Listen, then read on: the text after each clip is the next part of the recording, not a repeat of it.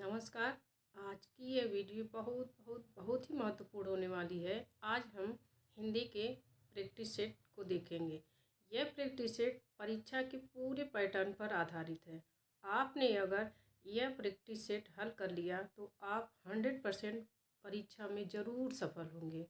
बस आपको यह करना है कि आपको इसके 100 से 110 से 115 प्रश्न अगर जो आपने हल कर लिया तो आप ज़रूर सफल होंगे, क्योंकि इसमें ऐसे ही प्रश्न रखे गए हैं। ये प्रश्न थोड़े टफ हैं और आपकी तैयारी को बताएंगे कि आपकी तैयारी कैसी है। आपकी तैयारी बहुत अच्छी है या उसमें कुछ और भी सुधार करना है। इस प्रैक्टिस सेट के द्वारा आप यह सब चीज़ें जान सकते हैं और परीक्षा में 100% सफल हो सकते हैं। मैं यह झूठ नहीं बोल रही हूँ। अगर आप इसकी प्रश्न, ये जो प्रैक्टिस सेट है, इसके पूरे प्रश्नों को हल कर लेते हैं, पूरा 120 प्रश्न है जैसे पेपर में आते हैं, तो 120 प्रश्नों को हल कर लेते हैं। उसमें से अगर जो आपका 110 115 प्रश्न सही हो जाता है तो आपकी तैयारी बहुत बेहतर है और आप हिंदी की कोई भी परीक्षा हो उसे सफल कर पास हो जाएंगे। चाहे नेट हो, assistant professor, GDC, TGT, PGT, कोई भी परीक्षा हो, आप ज़रूर पास होंगे। तो पूरा प्रैक्टिस सेट हल करिए और देखिए कि आपके कितने नंबर सही होते हैं। शुरू करने से पहले आप पेपर और पेन लेकर के बैठिए। आप टिक लगाते जाइए कि आपका जो है कितने क्वेश्चन सही हो रहे हैं और कमेंट करके आप ज़रूर बताना कि आपके कितने प्रश्न सही हुए। तो शुरू करते हैं आज का यह प्रैक्टिस सेट। इसमें हर तरह के प्रश्न मिलेंगे। जैसे परीक्षा में पेपर आता है कि 3 तरह के प्रश्न होते हैं, मध्यम और हार्ड होता है, इजी होता है। तो ऐसे ही इसमें है, आसान भी प्रश्न कुछ होंगे, कुछ कठिन होंगे। तो अपनी तैयारी चेक करिए इस प्रैक्टिस सेट के माध्यम से। आज का हमारा पहला प्रश्न है कि कामायनी का मुख्य छंद तथा रस कौन सा है? तांटक तथा वीर, तांटक तथा माधुर्य रस, तांटक तथा शांत रस, हरिगीतिका तथा शांत रस। चारों ऑप्शन में से आपको बताना है कि जयशंकर प्रसाद द्वारा रचित कामायनी का मुख्य छंद और रस कौन सा है। हमारा सही उत्तर हो जाएगा सी, तांटक तथा शांत रस है। मुख्य छंद तांटक और मुख्य रस शांत रस है। अगला प्रश्न है, कविता भाषा में आदमी होने की तमीज है किसकी काव्य पंक्तियां हैं? नागार्जुन, रघुवीर सहाय, धूमिल, मुक्तिबोध। यह किस कवि की काव्य पंक्तियां हैं कि कविता भाषा में आदमी होने की तमीज है? हमारा सही उत्तर हो जाएगा सी, यह धूमिल की काव्य पंक्तियां हैं। सी सही उत्तर। आगे है, राम की शक्ति पूजा किस काव्य संग्रह में प्रकाशित हुए थे? अनामिका प्रथम संस्करण, अनामिका द्वितीय संस्करण, पल्लव, गीतिका। जैसा कि यह है कि राम की शक्ति पूजा सूर्यकांत त्रिपाठी निराला की है और यह किस काव्य 1935 ईस्वी में इसका प्रकाशन है। तो आपको बताना है कि राम की शक्ति पूजा निराला की किस काव्य संग्रह में प्रकाशित हुई थी? अनामिका प्रथम संस्करण, अनामिका द्वितीय संस्करण, पल्लव या गीतिका। आपका सही उत्तर हो जाएगा बी, अनामिका द्वितीय संस्करण। राम की शक्ति पूजा अनामिका द्वितीय संस्करण में प्रकाशित हुई थी।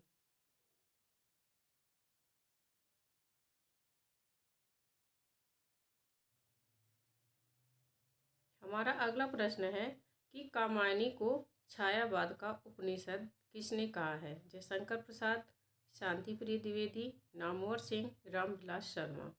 कामायनी प्रसाद की बहुत ही महत्वपूर्ण रचना है और इस पर हर आलोचक ने अपने कुछ न कुछ विचार प्रस्तुत किए हैं। तो किस आलोचक ने कामायनी को छायावाद का उपनिषद कहा है? आपका सही उत्तर हो जाएगा बी, शांति प्रिय द्विवेदी। शांति प्रिय द्विवेदी ने कामायनी को छायावाद का उपनिषद कहा है। आगे है, कामायनी का 7वां सर्ग कौन सा है? आशा, श्रद्धा, लज्जा, कर्म। कामायनी 15 सर्गों में विभक्त है और ये मनोभावों के ऊपर इसके सर्ग हैं। तो आपको बताना है, कामायनी से जरूर प्रश्न पूछे जाते हैं, तो यह बताना है कि कामायनी का 7वां सर्ग कौन सा है। कामायनी के 15 सर्ग आपको याद होने चाहिए। एक सीरियल से आप याद करेंगे तो उसे मिलाने के लिए भी देता है और ये भी पूछ लेता है कि कौन सा सर्ग किस नंबर पर है।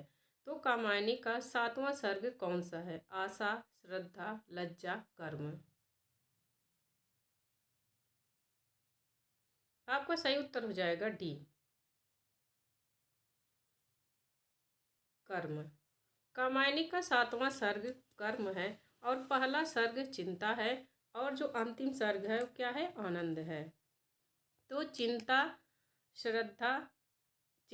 आशा, श्रद्धा, लज्जा, कर्म,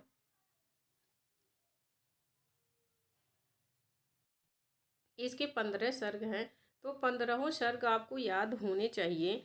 इसका पहला सर्ग जैसे चिंता, आशा, श्रद्धा, लज्जा, काम, वासना, कर्म, ऐसे करके 15 सर्ग हैं। 15 सर्ग आपको इसके याद होने चाहिए और ये पूछ लेता है कि कौन सा सर्ग किस नंबर पर है। आगे देखते हैं, घनानंद की रचनाओं को घनानंद कवित्त नाम से किसने संपादित किया? विश्वनाथ प्रसाद मिश्र, विद्यानिवास मिश्र, सत्यदेव मिश्र, मैथिली शरण गुप्त। घनानंद की रचनाओं को घनानंद कवित्त नाम से किसने संपादित किया था? आपका सही उत्तर हो जाएगा ए, विश्वनाथ प्रसाद मिश्र। विश्वनाथ प्रसाद मिश्र ने घनानंद की रचनाओं को घनानंद कवित्त नाम से संपादित किया था। आगे प्रश्न है, मैं नीर भरी दुख की बदली महादेवी वर्मा की कविता किस कविता संग्रह में संकलित है? दीपशिखा, शांति गीत, नीरजा, निहार। आपका सही उत्तर हो जाएगा बी, सांध्य गीत। मैं नीर भरी दुख की बदली सांध्य गीत में संकलित है। आगे प्रश्न है, सिंहासन खाली करो कि जनता आती है रामधारी सिंह दिनकर की काव्य पंक्तियां किस कविता संग्रह में संग्रहित हैं? रेणुका, श्यामधेनी, हुंकार, उर्वशी। सिंहासन खाली करो कि जनता आती है, ये काव्य पंक्तियां निराला की किस कविता संग्रह में संग्रहित हैं? आपका सही उत्तर हो जाएगा बी, श्यामधेनी। श्यामधेनी में यह संग्रहित है काव्य पंक्तियां। आगे हमारा प्रश्न है, मनुष्य ही साहित्य का लक्ष्य है, यह किस आलोचक का कथन है कि मनुष्य ही साहित्य का लक्ष्य है? आचार्य हजारी प्रसाद द्विवेदी, आचार्य रामचंद्र शुक्ल, नंद दुलारे वाजपेयी, विश्वनाथ प्रसाद मिश्र। आपका सही उत्तर हो जाएगा ए, हजारी प्रसाद द्विवेदी। यह हजारी प्रसाद द्विवेदी का कथन है कि मनुष्य ही साहित्य का लक्ष्य है। आगे प्रश्न है, हमें अपनी दृष्टि से दूसरों देशों के साहित्य को देखना होगा, दूसरे देशों की दृष्टि से अपने साहित्य को नहीं। ये किसका कथन है? आचार्य रामचंद्र शुक्ल, हजारी प्रसाद द्विवेदी, डॉक्टर नगेंद्र, नंद दुलारे वाजपेयी। किस आलोचक ने कहा है कि हमें अपनी दृष्टि से दूसरे देशों के साहित्य को देखना होगा, दूसरे देशों की दृष्टि से अपने साहित्य को नहीं? आचार्य रामचंद्र शुक्ल, हजारी प्रसाद द्विवेदी, डॉक्टर नगेंद्र, नंद दुलारे वाजपेयी। आपका सही उत्तर हो जाएगा ए, आचार्य रामचंद्र शुक्ल। ये शुक्ल जी की काव्य पंक्तियां हैं।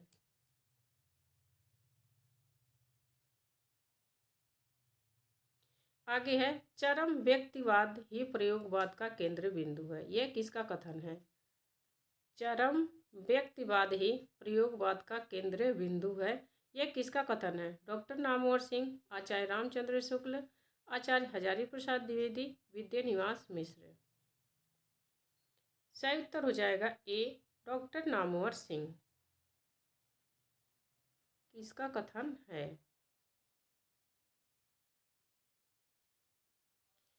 यह डॉक्टर नामवर सिंह का कथन है कि चरम व्यक्तिवाद ही प्रयोगवाद का केंद्र बिंदु है। आगे है, भक्ति आंदोलन एक जातीय और जनवादी आंदोलन है। यह किस आलोचक का कथन है? डॉक्टर रामविलास शर्मा, आचार्य हजारी प्रसाद द्विवेदी, आचार्य रामचंद्र शुक्ल, डॉक्टर नगेंद्र। किसने कहा है कि भक्ति आंदोलन एक जातीय और जनवादी आंदोलन है? हमारा सही उत्तर हो जाएगा ए, डॉक्टर रामविलास शर्मा। डॉक्टर रामविलास शर्मा का कथन है कि भक्ति आंदोलन एक जाति और जनवादी आंदोलन है। अगर जो आपको लग रहा है कि क्वेश्चन पढ़ने में समस्या आ रही है, वीडियो जल्दी स्पीड है, तो आप वीडियो को रोक के क्वेश्चन पढ़ो और उसके ऑप्शन पढ़ो, उसके बाद टिक लगाओ, फिर आगे बढ़ो। इससे पता चल जाएगा कि आपका कौन सा प्रश्न सही हो रहा है, कौन सा क्या सोच लेंगे, उसके बाद आप निशान लगाना। आगे है, ऋण जल धन जल किस विधा की रचना है? ऋण जल धन जल किस विधा की रचना है? कहानी, उपन्यास, रिपोर्टाज, संस्मरण। सही उत्तर हो जाएगा बी, रिपोर्टाज।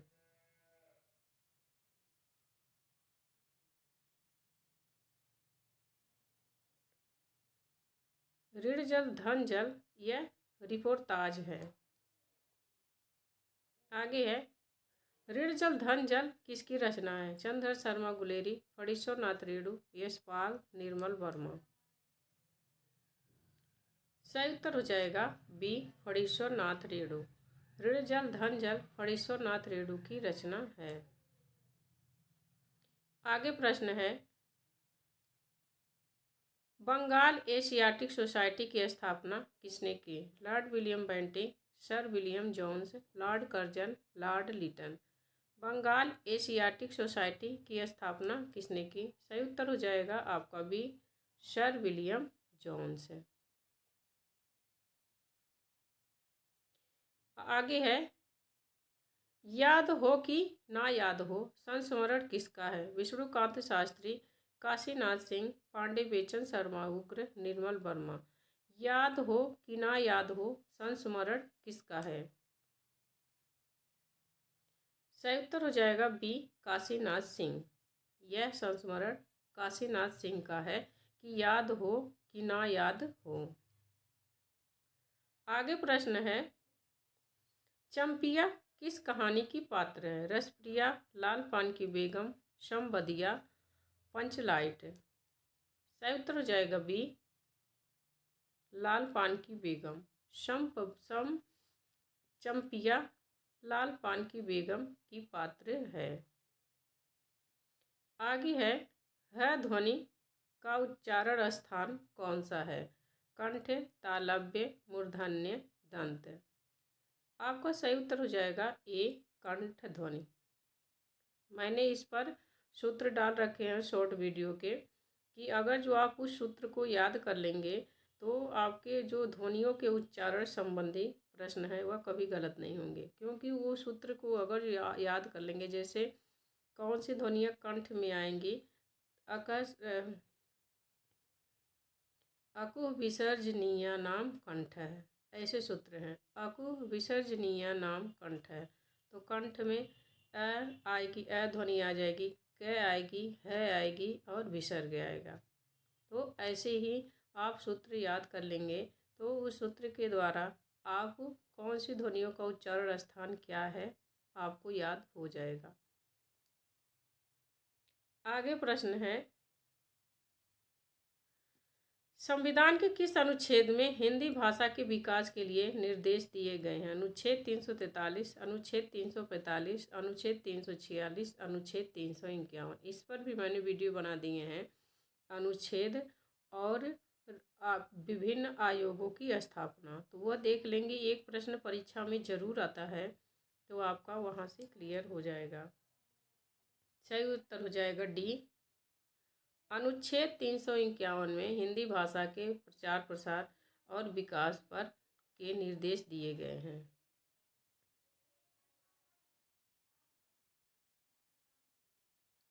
आगे है, किस बोली के विशेषणों में हा प्रत्यय का अधिक प्रयोग होता है? ब्रजभाषा, अवधी, बघेली, छत्तीसगढ़ी। किस बोली के विशेषणों में हा प्रत्यय का अधिक प्रयोग होता है? सही उत्तर हो जाएगा आपका बी, अवधी। अवधी में हा प्रत्यय का अधिक प्रयोग होता है। और इसकी उपबोलियाँ, बोलियाँ, इनसे भी प्रश्न आते हैं, बोली क्षेत्र से प्रश्न आते हैं। तो आप इन सबको ज़रूर याद करिए। अगर जो अभी तक आपने याद नहीं किया हो तो मैंने वीडियो बना रखा है, उस पर जा कर के मेरे चैनल पर आप देख सकते हैं बोलियों के बोली क्षेत्र और उपबोलियाँ, बोलियों के अन्य नाम, इन सब पर। आगे है, बाबूराम सक्सेना किस बोली को अवधी की ही एक उपबोली मानते हैं? ब्रजभाषा, अवधी, बघेली, छत्तीसगढ़ी। बाबूराम सक्सेना किस बोली को अवधी की ही एक उपबोली मानते हैं? आपका सही उत्तर हो जाएगा सी, बघेली। बघेली को ही बाबूराम सक्सेना बघेली को ही अवधी की एक उपबोली मानते हैं।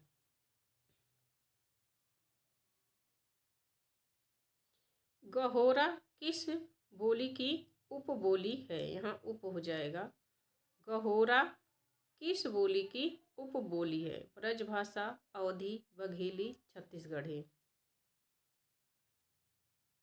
सही उत्तर हो जाएगा सी, बघेली उपबोली। गहोरा बघेली की उपबोली है। आगे प्रश्न है, किस पत्रिका के प्रकाशन दिन को आधार मानकर राष्ट्रीय हिंदी पत्रकारिता दिवस मनाया जाता है?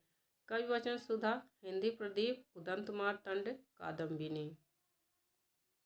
सही उत्तर हो जाएगा सी, उदंत मार्तंड।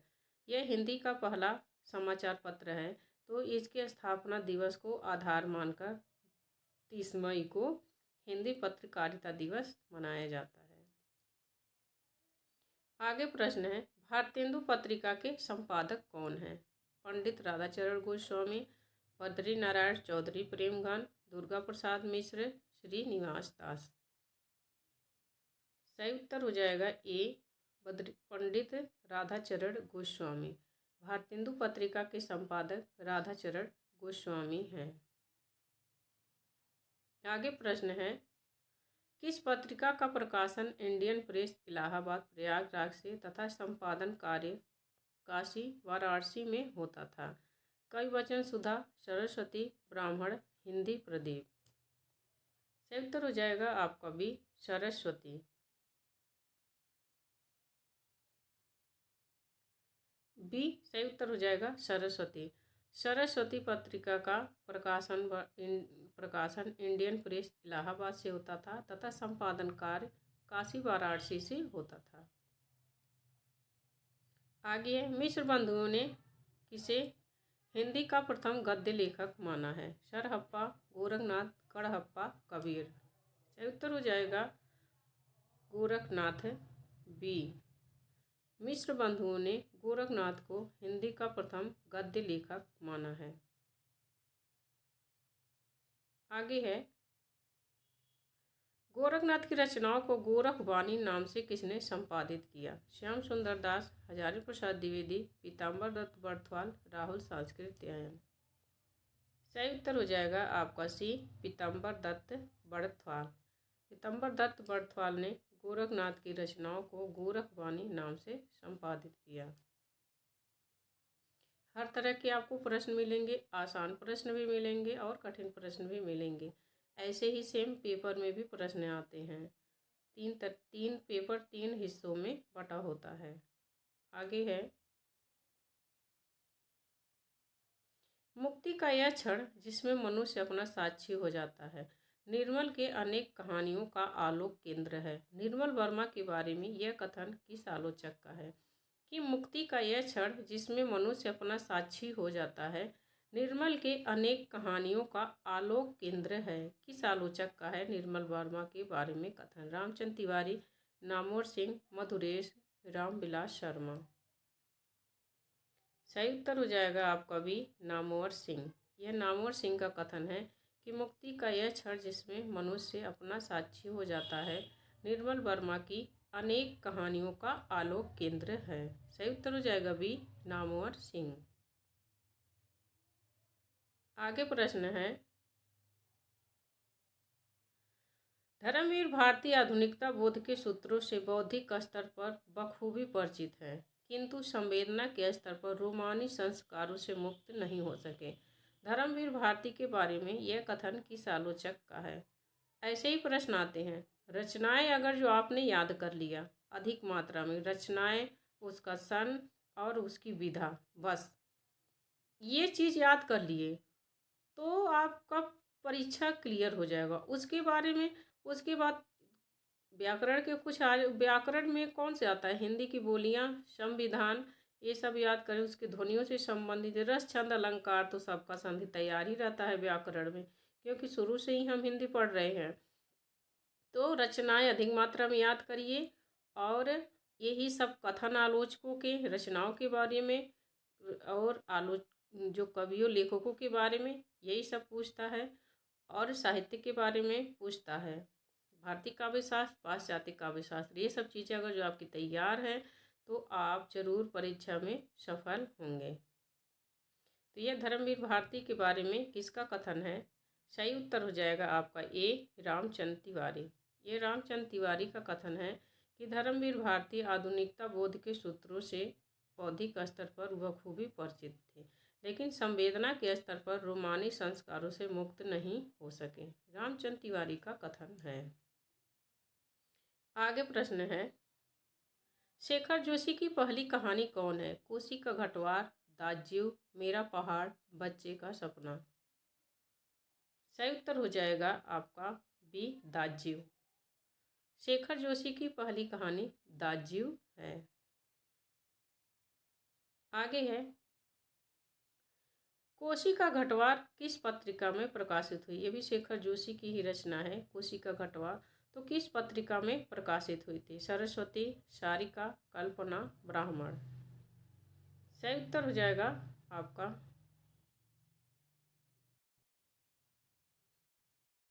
पत्रिका।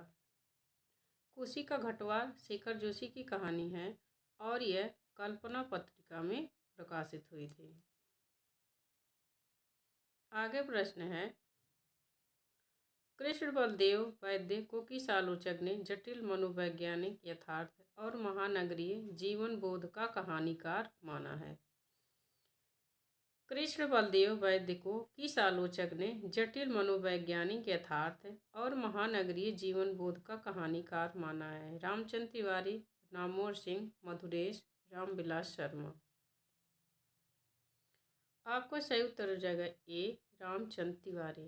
रामचंद्र तिवारी ने कृष्ण बलदेव वैद्य को जटिल मनोवैज्ञानिक यथार्थ और जीवन बोध का कहानीकार माना है। आगे प्रश्न है, शैलेश मटियानी कुमाऊं अंचल के जीवन यथार्थ को मानवीय संवेदना के स्तर पर मुक्त करने वाले रचनाकार हैं। यह किस आलोचक का कथन है कि शैलेश मटियानी कुमाऊं अंचल के जीवन यथार्थ को मानवीय संवेदना के स्तर पर मुक्त करने वाले रचनाकार हैं? रामचंद्र तिवारी, नामवर सिंह, मधुरेश, रामविलास शर्मा। आपका सही उत्तर हो जाएगा ए, रामचंद्र तिवारी। शैलेश मटियानी के बारे में यह रामचंद्र तिवारी का कथन है।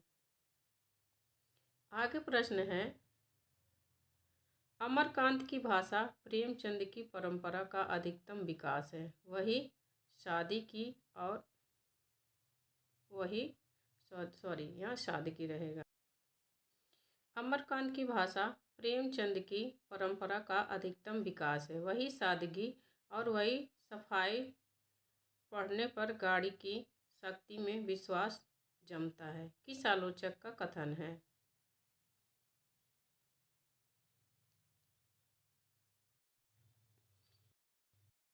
आलोचक का है अमरकांत के बारे में कि अमरकांत की भाषा प्रेमचंद की परंपरा का अधिकतम विकास है, वही सादगी और वही सफाई, पढ़ने पर उनकी रचना शक्ति में विश्वास जमता है। किस आलोचक का कथन है? रामचंद्र तिवारी, नामवर सिंह, मधुरेश, रामविलास शर्मा। सही उत्तर हो जाएगा आपका बी, नामवर सिंह। अमरकांत के बारे में यह नामवर सिंह का कथन है। आगे प्रश्न है, भैरव प्रसाद गुप्त और अमृत राय की कहानियाँ मार्क्सवादी नुस्खों से बनाई गई हैं। किस आलोचक का कथन है कि भैरव प्रसाद गुप्त और अमृत राय की कहानियाँ मार्क्सवादी नुस्खों से बनाई गई हैं? किस आलोचक का कथन है? रामचंद्र तिवारी, नामवर सिंह, मधुरेश, रामविलास शर्मा। सही उत्तर हो जाएगा सी, मधुरेश। भैरव प्रसाद गुप्त और अमृत राय के बारे में यह मधुरेश का कथन है। आगे प्रश्न है, विंध्य की धरती का वरदान निबंध के लेखक कौन है? कुबेरनाथ राय, विद्यानिवास मिश्र, शैलेश मटियानी, हजारी प्रसाद द्विवेदी। विंध्य की धरती का वरदान निबंध किसका है? सही उत्तर हो जाएगा आपका बी, विद्यानिवास मिश्र। आगे प्रश्न है, घने नीम तरु तले, घने नीम तरु तले नामक निबंध किसका है? कुबेरनाथ राय, विद्यानिवास मिश्र, शैलेश मटियानी, हजारी प्रसाद द्विवेदी। आपका सही उत्तर हो जाएगा बी, विद्यानिवास मिश्र। घने नीम तरु तले यह विद्यानिवास मिश्र का निबंध है। आगे प्रश्न है, भाई नामक संस्मरणात्मक निबंध किसके जीवन पर आधारित है? अज्ञेय, नामवर सिंह, यशपाल, नागार्जुन। भाई नामक संस्मरणात्मक निबंध किसके जीवन पर आधारित है? सही उत्तर हो जाएगा ए, अज्ञेय। आगे प्रश्न है, विचारों की तेजस्विता और कथन लालित्य का अपूर्व सामंजस्य जैसे उनके निबंधों में समाहित है, जैसे कबीर और रविंद्रनाथ दोनों एक जगह पर मिल जाए। आचार्य हजारी प्रसाद द्विवेदी के बारे में यह कथन किस आलोचक का है? नामवर सिंह, रामस्वरूप चतुर्वेदी, कुबेरनाथ राय, रामविलास शर्मा। हजारी प्रसाद द्विवेदी के बारे में यह किसका कथन है कि विचारों की तेजस्विता और कथन लालित्य का अपूर्व सामंजस्य जैसे उनके निबंधों में समाहित है, जैसे कबीर और रविंद्रनाथ दोनों एक जगह पर मिल गए। हजारी प्रसाद द्विवेदी के बारे में यह किसका कथन है? सही उत्तर हो जाएगा बी, रामस्वरूप चतुर्वेदी। ये रामस्वरूप चतुर्वेदी का कथन है।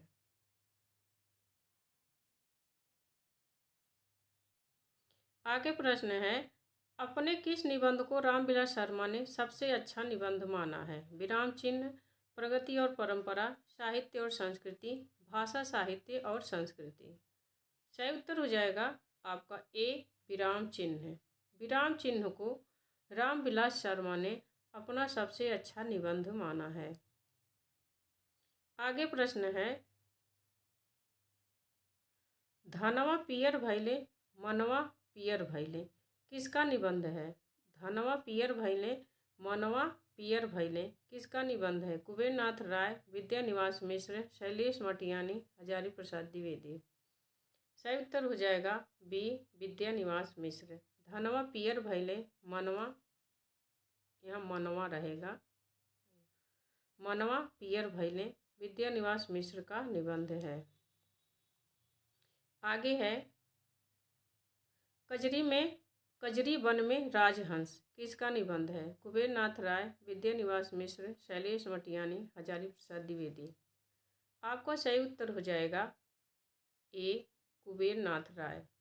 कजरी वन में राजहंस कुबेरनाथ राय का निबंध है। आगे प्रश्न है, अंग्रेजी साहित्य का पहला निबंधकार किसे माना जाता है? मानतेन, लॉर्ड बेकन, पीवी शैली, विलियम वर्ड्सवर्थ। अंग्रेजी साहित्य का पहला निबंधकार किसे माना जाता है?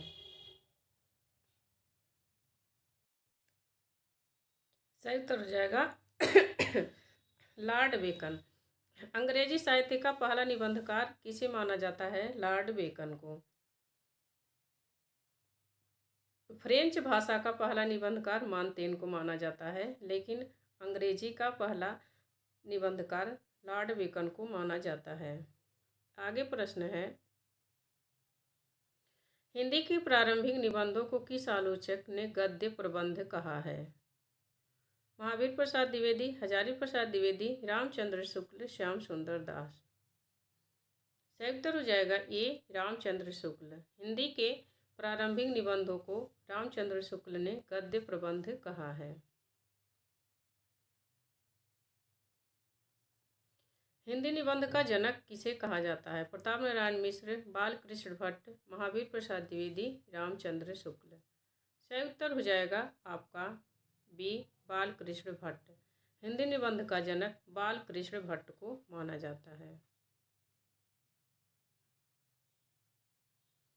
बालकृष्ण भट्ट को हिंदी निबंध का जन्मदाता किसने माना है? गणपति चंद्र गुप्त, रामचंद्र शुक्ल, लक्ष्मी सागर वासर्य, रामविलास शर्मा। सही उत्तर हो जाएगा सी, लक्ष्मी सागर वासर्य। लक्ष्मी सागर वासर्य ने बालकृष्ण भट्ट को हिंदी निबंध का जन्मदाता माना है। बहुत से आलोचकों ने अन्य को माना है। रामचंद्र शुक्ल ने भारतेंदु हरिश्चंद्र को माना है। गणपति चंद्र गुप्त ने शिव प्रसाद सितारे हिंद को माना है। ऐसे अलग अलग आलोचकों ने अलग अलग लोगों को माना है।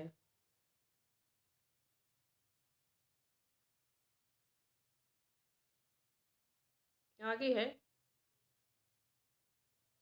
नए इतिहास के लिए शुक्ल जी का इतिहास एक चुनौती है। किसका कथन है? नामवर सिंह, निर्मला जैन, बच्चन सिंह, रामविलास शर्मा।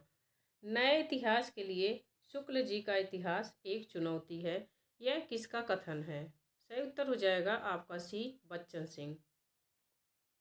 बच्चन सिंह ने अपने हिंदी साहित्य का दूसरा इतिहास में लिखा है कि नए इतिहास के लिए शुक्ल जी का इतिहास एक चुनौती है। आगे प्रश्न है, हिंदी भाषा कैसी है? एक क्षेत्रीय, बहुक्षेत्रीय, ए और बी दोनों, इनमें से कोई नहीं। सही उत्तर हो जाएगा बी, बहुक्षेत्रीय। हिंदी भाषा बहुक्षेत्रीय है। आगे प्रश्न है, बच्चन सिंह ने अपना साहित्य इतिहास में आदिकाल को क्या नाम दिया है? बच्चन सिंह ने अपने साहित्य इतिहास में आदिकाल को क्या नाम दिया? आदिकाल, वीरगाथा काल, अपभ्रंश काल, पुरानी हिंदी। सही उत्तर हो जाएगा आपका ए, सी, अपभ्रंश काल। उन्होंने आदिकाल को अपभ्रंश काल नाम दिया है। आगे प्रश्न है, बच्चन सिंह ने अपभ्रंश काल के अंतर्गत सबसे पहले किसका वर्णन किया है? अपभ्रंश काव्य और हिंदी की रचनाएं, प्रकृति पैगलम और हिंदी के कवि, हिंदी भाषा, जाति और साहित्य, श्रृंगार और वीर पूर्ण काव्य। सही उत्तर हो जाएगा आपका सी, हिंदी भाषा, जाति और साहित्य। अपने हिंदी साहित्य के दूसरा इतिहास के अंतर्गत उन्होंने सबसे पहले हिंदी भाषा, जाति और साहित्य का वर्णन किया है।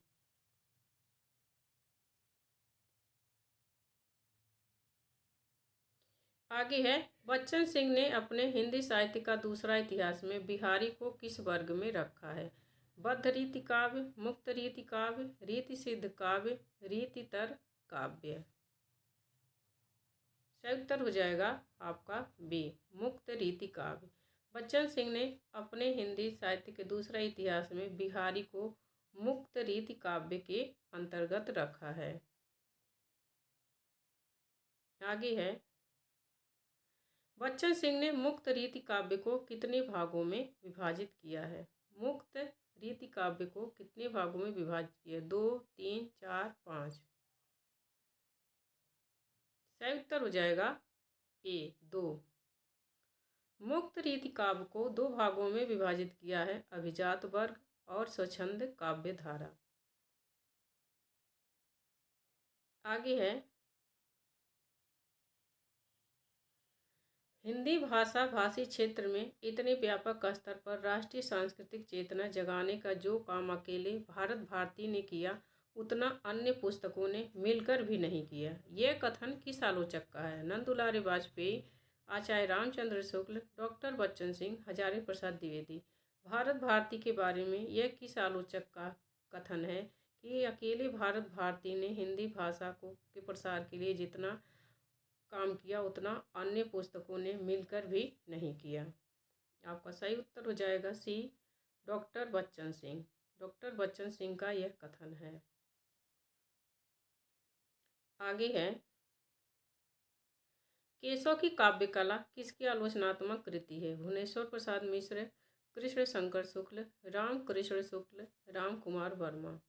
केशव की काव्य कला, सही उत्तर हो जाएगा आपका बी, कृष्ण शंकर शुक्ल। केशव की काव्य कला कृष्ण शंकर शुक्ल की आलोचनात्मक कृति है। आगे है, मीरा की प्रेम साधना किसकी आलोचनात्मक कृति है? भुवनेश्वर प्रसाद मिश्र, कृष्ण शंकर शुक्ल, राम कृष्ण शुक्ल, राम कुमार वर्मा। सही उत्तर हो जाएगा आपका ए, भुवनेश्वर प्रसाद मिश्र। मीरा की प्रेम साधना भुवनेश्वर प्रसाद मिश्र की आलोचनात्मक कृति है। आगे है, प्रसाद की नाट्य कला किसकी आलोचनात्मक कृति है? भुवनेश्वर प्रसाद मिश्र, कृष्ण शंकर शुक्ल, राम कृष्ण शुक्ल, राम कुमार वर्मा।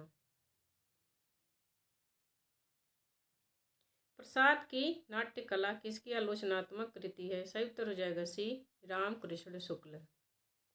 राम कृष्ण शुक्ल की है केशव प्रसाद की नाट्य कला। आगे प्रश्न है, कबीर का रहस्यवाद किसकी रचना है? भुवनेश्वर प्रसाद मिश्र, कृष्ण शंकर शुक्ल, राम कृष्ण शुक्ल, राम कुमार वर्मा। सही उत्तर हो जाएगा डी, राम कुमार वर्मा। कबीर का रहस्यवाद राम कुमार वर्मा की रचना है।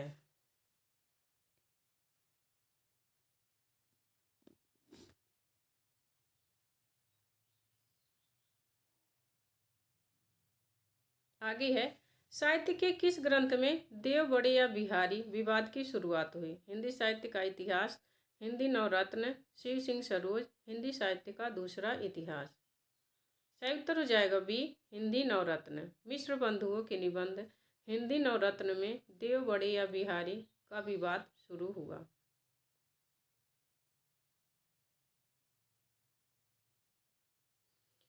अपने हिंदी नवरत्न में देव बड़े या बिहारी में मिश्र बंधुओं ने किसे ऊंचा स्थान दिया है? देव और बिहारी दोनों में से किसी को नहीं। अपने हिंदी नवरत्न में देव बड़े या बिहारी, यहाँ बिहारी रहेगा, में मिश्र बंधुओं ने किसे ऊंचा स्थान दिया? किसे ऊंचा स्थान दिया? सही उत्तर हो जाएगा आपका देव। मिश्र बंधुओं ने देव को सर्वश्रेष्ठ माने देव को बिहारी से ऊंचा स्थान दिया है।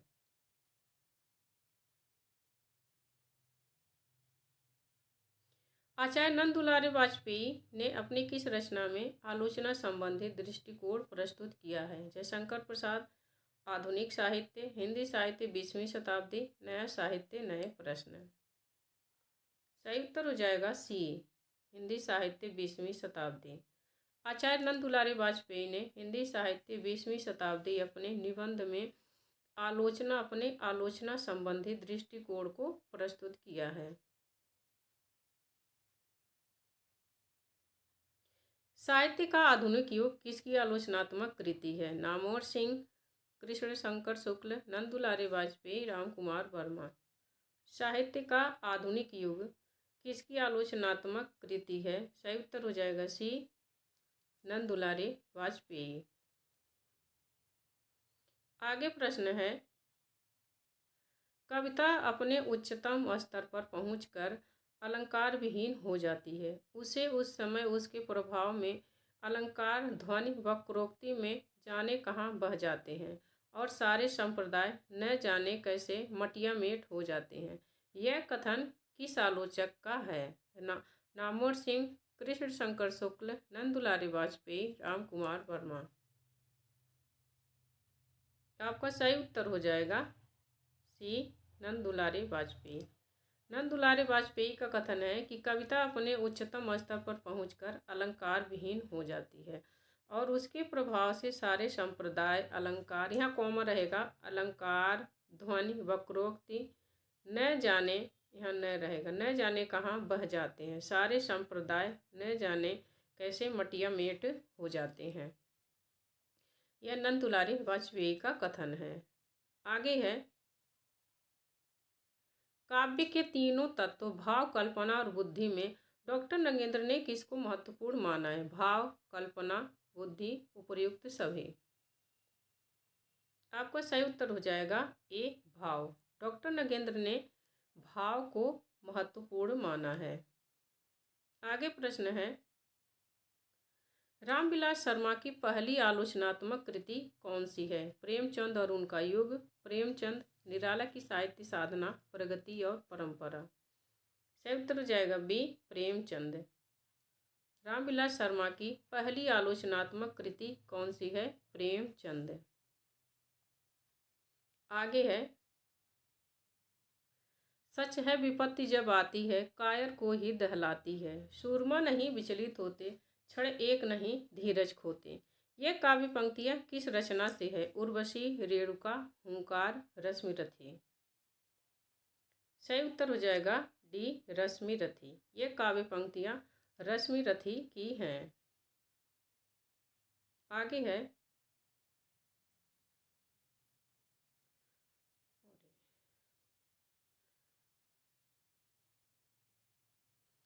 आगे है, गुण बड़े एक से प्रखर एक है छिपे मानव के भीतर, मेहंदी में जैसी लाली हो वर्तिका बीच उजियाली हो।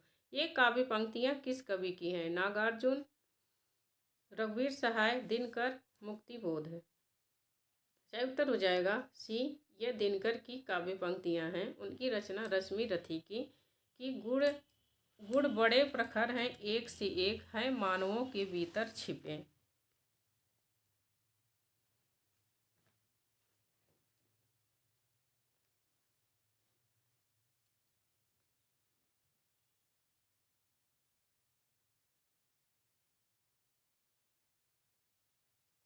संस्कार को पहले हमी ज्ञान संस्कार संसार को पहले हमें ज्ञान भिक्षा दान की, आचार की व्यवहार की आचार की, व्यापार की, व्यवहार की, विज्ञान की। ये काव्य पंक्तियाँ किस रचना से उद्धृत हैं? भारत दुर्दशा, भारत भारती, सामधेनी, भारत सौभाग्य। सही उत्तर हो जाएगा आपका बी, भारत भारती।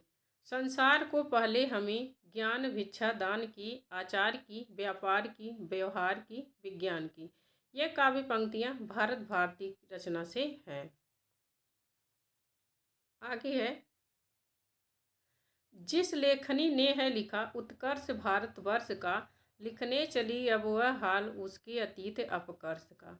ये काव्य पंक्तियां किस कवि की हैं? भारतेंदु हरिश्चंद्र, मैथिली शरण गुप्त, रामधारी सिंह दिनकर, माखनलाल चतुर्वेदी। सही उत्तर हो जाएगा आपका भी, मैथिली शरण गुप्त। ये मैथिली शरण गुप्त की काव्य पंक्तियां हैं। आगे है, नारी जनों की दुर्दशा हमसे कही जाती नहीं, लज्जा बचाने को अहो जो वस्त्र भी पाती नहीं। ये काव्य पंक्तियां किस कवि की हैं? भारतेंदु हरिश्चंद्र, मैथिली शरण गुप्त, रामधारी सिंह दिनकर, माखनलाल चतुर्वेदी। सही उत्तर हो जाएगा बी, मैथिली शरण गुप्त। यह काव्य पंक्तियां मैथिली शरण गुप्त की हैं। आगे है, मील के पत्थर संस्मरण के संस्मरणकार हैं शांतिप्रिय द्विवेदी, रामवृक्ष बेनीपुरी, डॉक्टर नगेंद्र, देवेंद्र सत्यार्थी। सही उत्तर हो जाएगा आपका भी, रामवृक्ष बेनीपुरी। मील के पत्थर संस्मरण के संस्मरणकार रामवृक्ष बेनीपुरी हैं। आगे है, आधुनिक हिंदी काव्य में रूप विधाएं किस आलोचक की आलोचनात्मक कृति हैं? आधुनिक हिंदी काव्य में रूप विधाएं किस आलोचक की आलोचनात्मक कृति है? डॉक्टर नगेंद्र, नामवर सिंह, निर्मला जैन, रामविलास शर्मा। सही उत्तर हो जाएगा सी, निर्मला जैन। आधुनिक हिंदी काव्य में रूप विधाएं निर्मला जैन की आलोचनात्मक कृति है। आगे है, लब्बड़ धो धो प्रहसन के रचयिता कौन है? जेपी श्रीवास्तव, हरिशंकर परसाई, बद्रीनाथ भट्ट, सुदर्शन। सही उत्तर हो जाएगा आपका सी, बद्रीनाथ भट्ट। लब्बड़ धो धो प्रहसन बद्रीनाथ भट्ट का है। आगे है, वर्ष 1941 से 1946 के बीच घटी हुई राष्ट्रीय और अंतर्राष्ट्रीय घटनाएं काव्य के रूप में किस रचना में वर्णित हुई हैं? कुरुक्षेत्र, सामधेनी, पलाश वन, अंग्रेजी राज्य। सही उत्तर हो जाएगा बी, सामधेनी। वर्ष 1941 से 1946 के बीच घटी हुई राष्ट्रीय और अंतर्राष्ट्रीय घटनाएं सामधेनी काव्य में वर्णित हैं। आगे है, निम्नलिखित में से किस उपन्यास में भारतीय गणतंत्र के 15 वर्षों का राजनीतिक एवं सामाजिक चित्रण हुआ है? एकदा, नैमिषारण्य, अमृत और विष, सोना माटी, करवट। सही उत्तर हो जाएगा आपका बी, अमृत और विष। अमृत और विष में भारतीय गणतंत्र के 15 वर्षों का राजनीतिक और सामाजिक विवरण चित्रण हुआ है।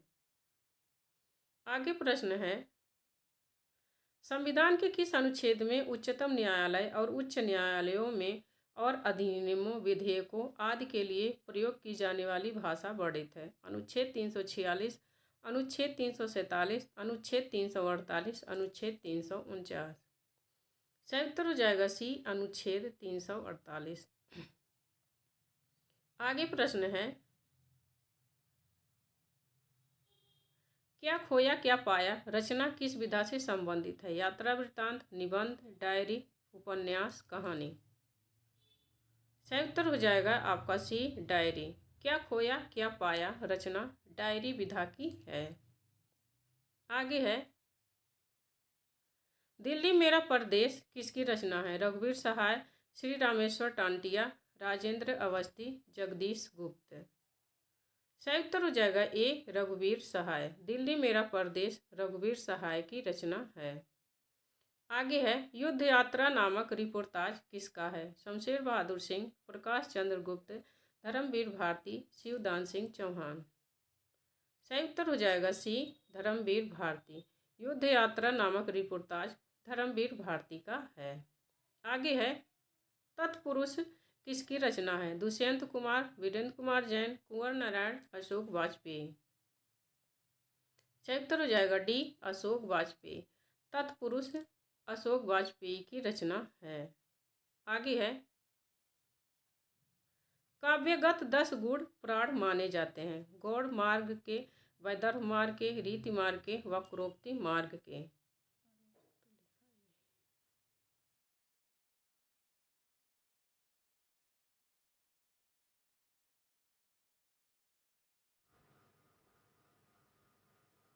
आपका सही उत्तर हो जाएगा बी,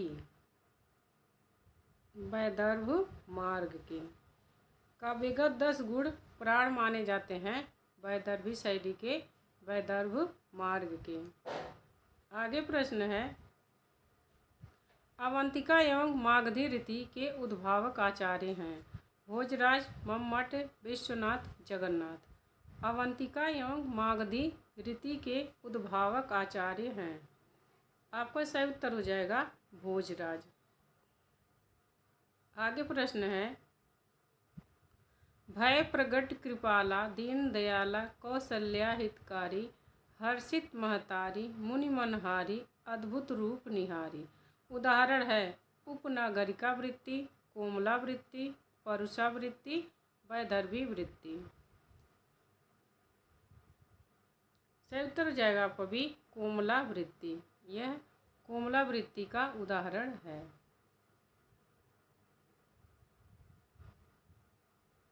विशिष्ट पद रचना रीति का उल्लेख है काव्यालंकार सूत्र वृत्ति में, श्रृंगार तिलक में, रस गंगाधर में, कुवलयानंद में। सही उत्तर हो जाएगा आपका ए, काव्यालंकार सूत्र वृत्ति। विशिष्ट पद रचना रीति का उल्लेख है काव्यालंकार सूत्र वृत्ति। यह वामन की रचना है और विशिष्ट पद रचना रीति वामन का कथन है।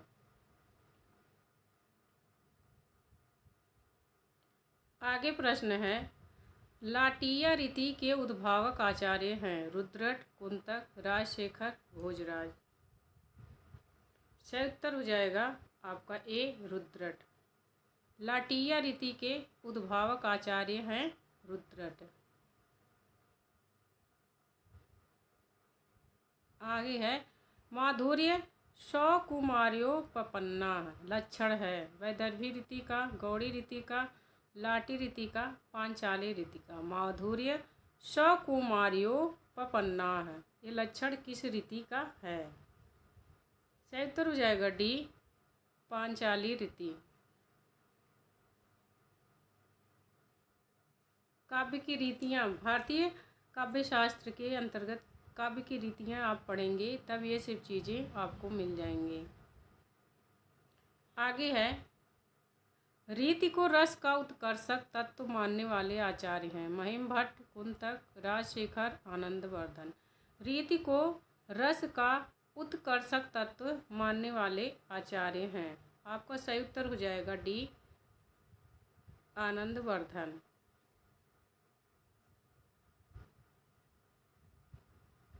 आगे प्रश्न है पद संघटना रीति अंग संस्थान विशेषवत उपकर्मी रसादि नाम कथन है विश्वनाथ का, भामा का, वामन का, रुद्रट का। पद संघटना रीति अंग संस्थान विशेषवत उपकर्मी रसादि नाम कथन किसका कथन है? विश्वनाथ का। सही उत्तर हो जाएगा आपका ए विश्वनाथ का कथन है। आगे प्रश्न है रीति को पद संघटना नाम देने वाले आचार्य हैं आनंदवर्धन, विश्वनाथ, जगन्नाथ, रूप गोस्वामी। सही उत्तर हो जाएगा आपका भी विश्वनाथ है। रीति को पद संघटना नाम देने वाले आचार्य कौन है? विश्वनाथ है। आगे प्रश्न है वृत्ति नियत वर्णगतो रस विषयो व्यापार कथन का उल्लेख है काव्यालंकार में, काव्यादर्श में, काव्य प्रकाश में, काव्य मीमांसा में। वृत्ति नियत वर्णगतो रस विषयो व्यापार है, यह कथन किस ग्रंथ में उल्लिखित है? सही उत्तर हो जाएगा आपका सी काव्य प्रकाश। आगे रीति को कवि प्रस्थान हेतु नाम देने वाले आचार्य हैं। रीति को कवि प्रस्थान हेतु नाम देने वाले आचार्य हैं कुंतक, महिम भट्ट, देवेश्वर, रुय्यक। सही उत्तर हो जाएगा आपका ए कुंतक। रीति को कवि प्रस्थान हेतु नाम देने वाला आचार्य कुंतक है। आगे प्रश्न है एम्बिगुइटी नई समीक्षा में इस शब्द के प्रवर्तक कौन माने जाते हैं? रेंसम, कोलरिज, विलियम एम्पसन, लैमार्क। सही उत्तर हो जाएगा सी विलियम एम्पसन। एम्बिगुइटी नई समीक्षा में शब्द के प्रवर्तक माने जाते हैं विलियम एम्पसन।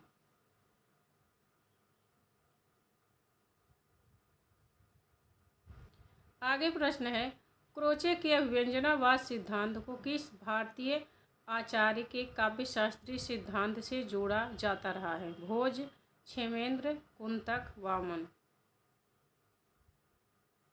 सही उत्तर हो जाएगा आपका सी कुंतक। क्रोचे के अभिव्यंजना सिद्धांत को आचार्य कुंतक के काव्यशास्त्रीय ग्रंथ से जोड़ा जाता है। आगे प्रश्न है निम्न में से अरस्तु का काव्यालोचना ग्रंथ कौन सा है? इयोन, पेरिपोइथिकेस, पेरियुप्सिस, प्रोलिटोरियस। अरस्तु का काव्यालोचना ग्रंथ कौन सा है? सही उत्तर हो जाएगा बी पेरिपोइथिकेस।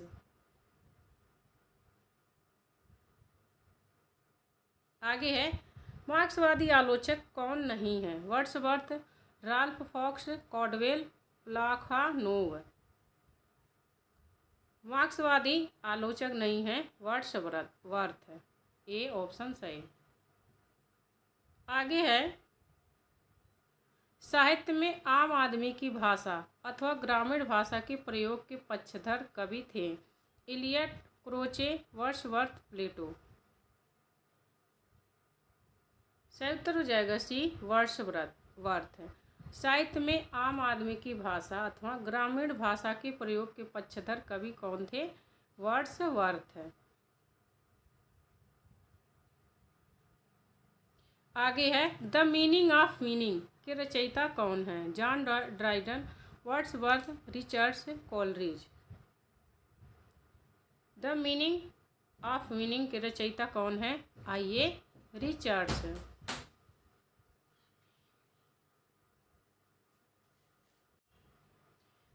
निम्न में स्वच्छंदतावाद की विशेषता कौन सी नहीं है? यथार्थवाद, कल्पना का प्राधान्य, व्यक्तिवाद, विद्रोह की प्रवृत्ति। सही उत्तर हो जाएगा ए, यथार्थवाद। स्वच्छंदतावाद की विशेषता यथार्थवाद नहीं है और तीनों है: कल्पना का प्राधान्य, व्यक्तिवाद, विद्रोह की प्रवृत्ति। आगे किसकी रचना में अजनबीपन नहीं मिलता है? किट्स, एम्पसन, शार्व, काफ्का। किसकी रचना में अजनबीपन नहीं मिलता है? आपका सही उत्तर हो जाएगा ए, किट्स।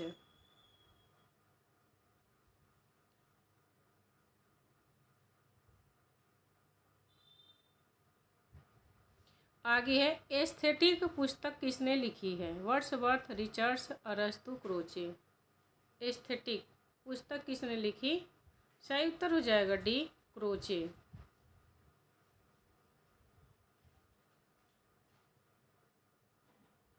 आगे है निम्न में से किसने काव्य का प्रयोजन आनंद नहीं माना है? Wordsworth, Ruskin, Warren, Wimsatt. सही उत्तर हो जाएगा ए, वर्ड्सवर्थ। आनंद में काव्य का प्रयोजन आनंद नहीं माना है किसने? वर्ड्सवर्थ ने।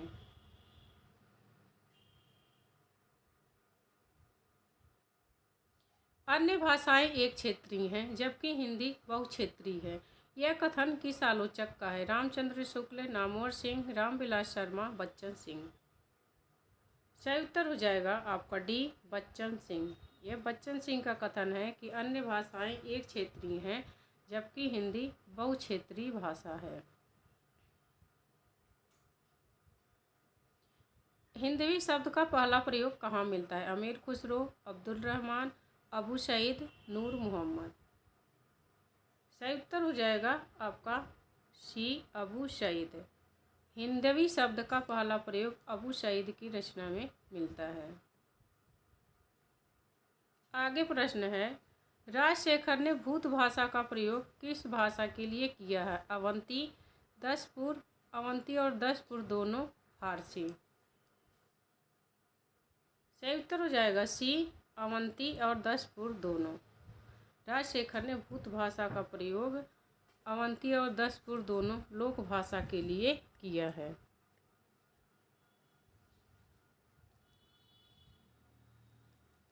आगे प्रश्न है सिद्धों की उद्धृत रचनाओं की भाषा देश भाषा मिश्रित अपभ्रंश अथवा पुरानी हिंदी की काव्य भाषा है। यह कथन किस आलोचक का है? चंद्रधर शर्मा गुलेरी, रामचंद्र शुक्ल, बच्चन सिंह, हजारी प्रसाद द्विवेदी।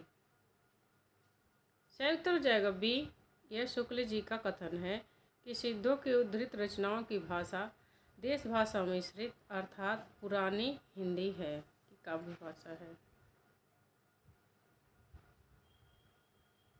आगे है पुरानी अपभ्रंश संस्कृत और प्राकृत से मिलती है और पिछली पुरानी हिंदी से। यह कथन किस आलोचक का है कि पुरानी अपभ्रंश प्राकृत संस्कृत और प्राकृत से मिलती है और पिछली पुरानी हिंदी से?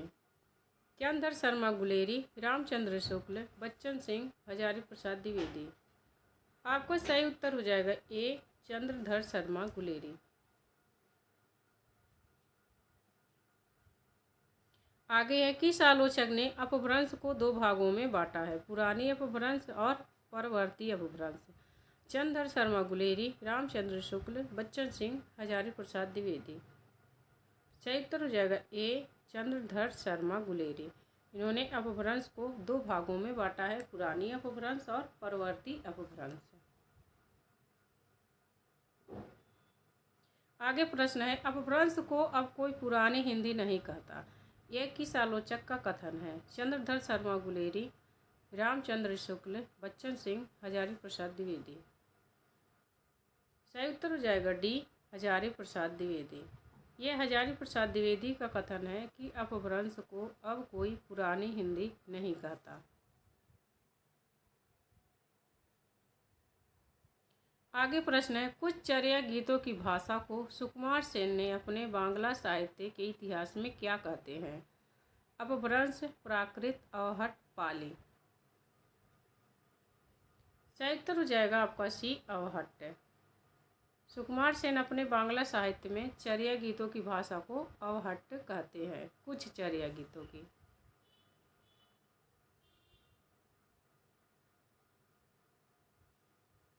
आगे है, आधुनिक आर्य भाषाओं को अपभ्रंश से निकला हुआ कौन आलोचक नहीं मानता?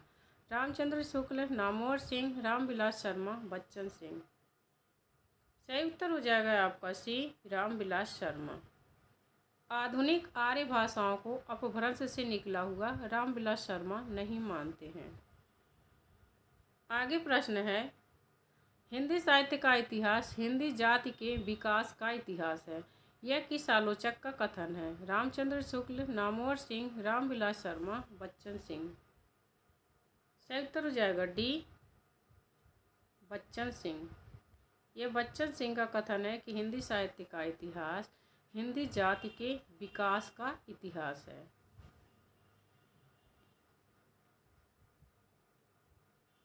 निम्नलिखित में से कौन सा कवि नालंदा विश्वविद्यालय में छात्र भी था और अध्यापक भी?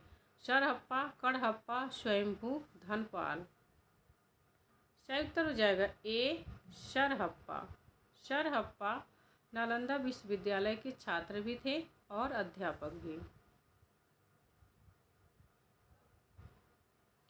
आक्रोश की भाषा का पहला प्रयोग सरहप्पा में ही दिखाई देता है। सरहप्पा के बारे में यह कथन किस आलोचक का है? रामचंद्र शुक्ल, नामवर सिंह, रामविलास शर्मा, बच्चन सिंह। सही उत्तर हो जाएगा डी, बच्चन सिंह। ये बच्चन सिंह का सरहप्पा के बारे में कथन है। आगे है, अगर उनकी, किसकी? जैनों के बारे में यह कथन है कि अगर उनकी जैनों की रचनाओं के ऊपर से जैन विशेषण हटा दिया जाए तो वह योगियों और तांत्रिकों की रचनाओं से बहुत भिन्न नहीं लगेंगी। वे ही शब्द, वे ही भाव और वे ही प्रयोग घूम फिर कर उस युग के सभी साधकों के अनुभव में पाए जाते हैं। यह कथन किस आलोचक का है? चंद्रधर शर्मा गुलेरी, रामचंद्र शुक्ल, बच्चन सिंह, हजारी प्रसाद द्विवेदी। आपका सही उत्तर हो जाएगा डी, हजारी प्रसाद द्विवेदी। यह हजारी प्रसाद द्विवेदी की पंक्तियां हैं या कथन हैं।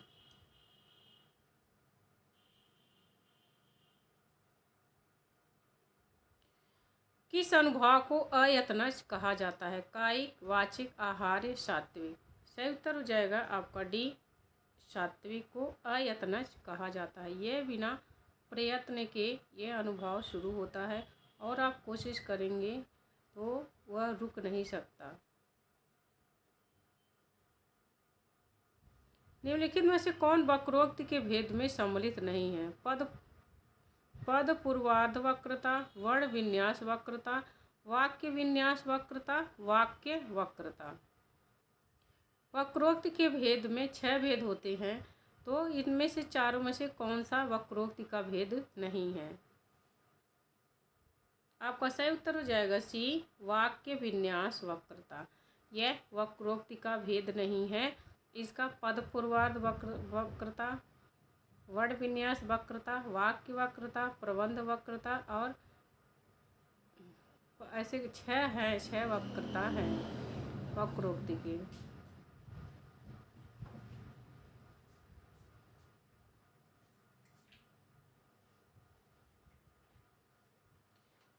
वक्रता काव्य का अनिवार्य माध्यम है, यह सत्य है, परंतु वह उसका जीवित या प्राण तत्व है, यह सत्य नहीं है। वक्रोक्ति के बारे में यह कथन किसका है? कुंतक, डॉक्टर नगेंद्र, जयशंकर प्रसाद, आनंदवर्धन कि वक्रता काव्य का अनिवार्य माध्यम है, यह सत्य है, परंतु वह उसका जीवित या प्राण तत्व है, यह सत्य नहीं है।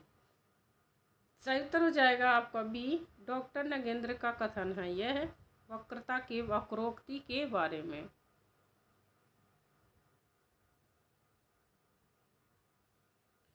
काव्य के संदर्भ में यह किस पाश्चात्य विचारक का कथन है कि काव्य के सामान्य शीर्षक के अंतर्गत केवल काव्य पर ही नहीं बल्कि काव्य के विविध भेदों, उनके विशिष्ट प्रयोजनों, काव्य की संरचना, उसके घटक खंडों की संख्या, प्रकृति या उससे संबद्ध अन्य विषयों पर भी विचार करना चाहता हूँ। प्लेटो, अरस्तु, टी.एस. Elliot, IA. रिचर्ड्स। ये किस पाश्चात्य विचारक का कथन है? सही उत्तर हो जाएगा बी। अरस्तु। यह अरस्तु का कथन है। एक दो बार पढ़ लीजिए। अगर जो आपको लगे कि इम्पोर्टेंट है, सारे इसमें इम्पोर्टेंट है मेरे ख्याल से, तो अगर जो आपको ज़रूरत लगे तो इसे ज़रूर नोट करें, याद ज़रूर करें।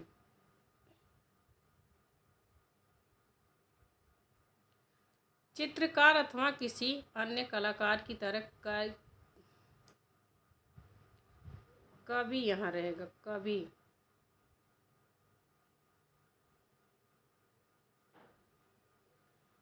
चित्रकार अथवा किसी अन्य कलाकार की तरह कवि अनुकर्ता है।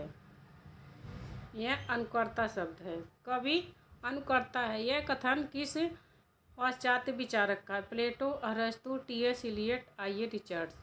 सही उत्तर हो जाएगा आपका बी। अरस्तु। अरस्तु का यह कथन है कि चित्रकार अथवा किसी अन्य कलाकार की तरह कवि अनुकर्ता है।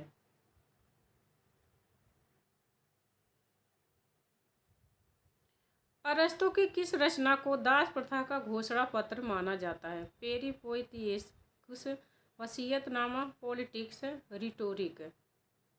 सही उत्तर हो जाएगा आपका भी वसीयतनामा। अरस्तु की वसीयतनामा को दास प्रथा का घोषणा पत्र माना जाता है। अब यहीं पर हमारा 120 प्रश्नों का ये प्रैक्टिस सेट ख़त्म होता है।